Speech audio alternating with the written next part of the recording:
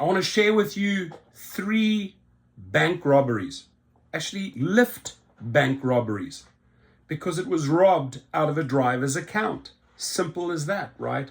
So when you go out and your passenger makes $1,897 in payments, right? That's what you've driven, that's what you've collected, $1,900.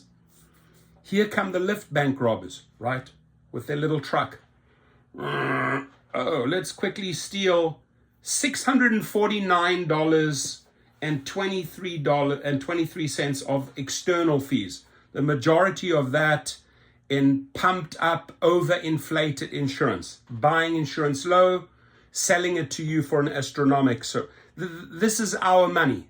A huge portion of this, I would argue that at least 70 to 80% of this is actually our money. But they pretend it doesn't fit into the math. So they conveniently take it out. And then they say, oh, you earned $1,228. And if you put the $1,228 in relationship to the $1,900, we've paid you 60-70%. And that is the Rideshare lie. I want to explain to you another. And by the way, they say, oh, we only take about 24% of external fees out. $649 is more than 33%, right? Where's your 24 that you're lying about, Mr. Rideshare? Let me show you the next bank robbery, right? Here you have passenger payments of $1,363. Lyft bank robbers come along, Rideshare and his van and his executives, and then they steal $502 in external fees, pretend that they don't even fit into the math equation once again, and pay you $824. The majority of that money is actually my money. I'm already paying insurance, and you are gouging me on this is where the big future lawsuits are coming. Just wait, Mr. Rideshare. Buckle up. And then the cool thing is how he handles that. It's a massive lawsuit on the external fees, and then they settle for cents on the dollar. So they never lose. They play this game all day long. These people should be in jail. People like Dara Khosrowshahi, David Rideshare, that green light this, should be in jail. This is theft of the highest degree.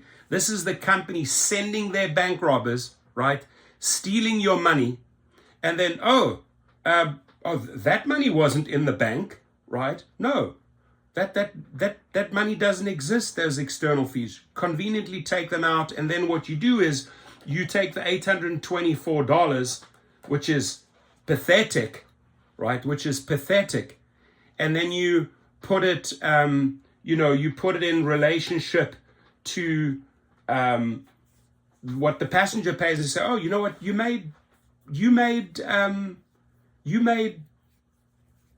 70%. No, on top of this 824, ladies and gentlemen, you should be at least getting another 300-400 of the external fees. You should be up here at the 1,100-1,200 mark. It's the theft, it's the robbery that's taken right there. And they conveniently don't talk about that. Oh, you make 70% after we have sent our bank robbers and taken out the external fees. They sort of pretend this number doesn't even exist. Let me show you another bank robbery that took place in, there we go, there's the first one.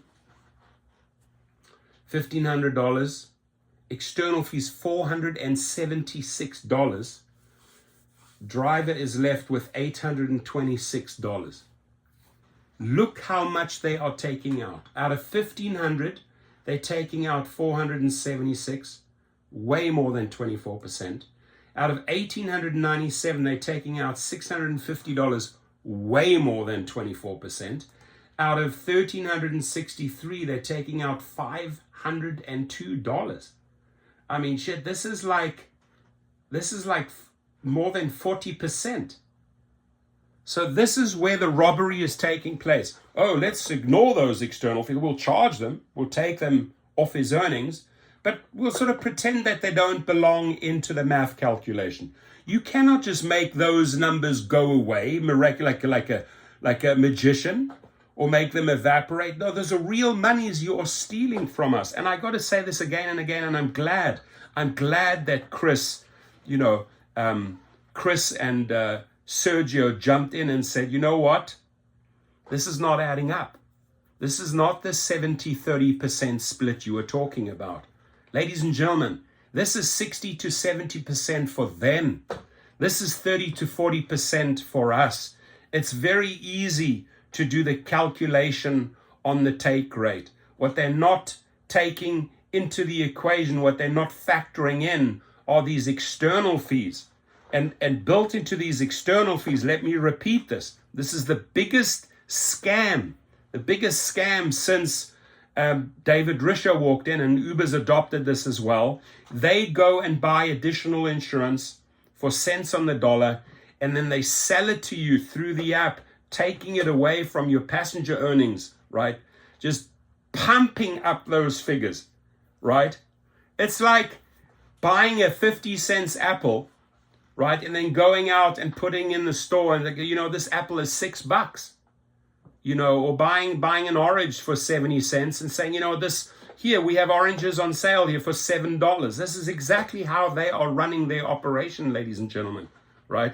Because even if you're a Sprouts or if you're a Whole Foods and you go and buy from your wholesalers, right? You're buying your radishes, you're buying your salads, your oranges, you're buying them at wholesale prices, and then you're putting on your margin. This is exactly what Uber and Lyft are doing to you with the insurance.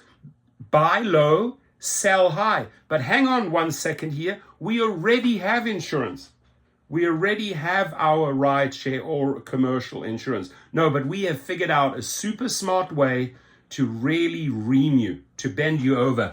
And this is what I call the robbery, right? The robbery here is in the red. 649, robbed. 476, robbed. How do you see this? Or Risha, can you come onto my show and explain those figures away? Can we have you on the show for 30 minutes, and can you show us how you make those numbers vanish and don't bring them into the calculation and trying to convince the media and the public, oh, they're making 70%. Why, ladies and gentlemen, is he going out there on all these stations and pretending, oh, external fees? Yeah, after the external fees are taken out, let's not talk about those. Let's talk about the bottom line here. If you put that into relationship, if you put that into a percentage, they're making almost 70%. No, they're not. We're not even making the 70%. The real math, dear public, if this fool would go out there and talk the truth, is drivers are making 30 to 40%. End of story. Convince me otherwise, Mr. Risher. And if you don't want to come on the show, keep on going out there and spreading your own lie, right? Your Lyft robbery lie. Because at the end of the day, there is such a thing as karma. Karma, Mr. Risher. You continue down this road, karma's going to bite you in the ass. Your comments.